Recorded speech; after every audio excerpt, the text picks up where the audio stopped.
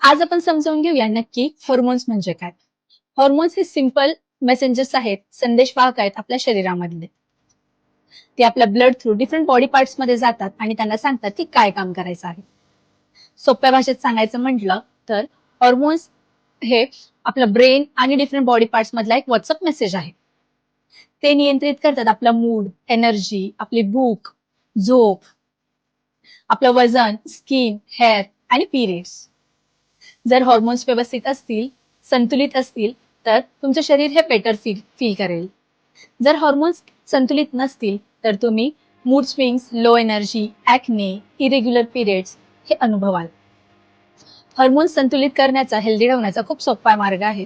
तो म्हणजे संतुलित आहार, पुरेशी झोप, जास्तीत जास्त पाणी, नियमित व्यायाम आणि स्ट्रेस मॅनेजमेंट.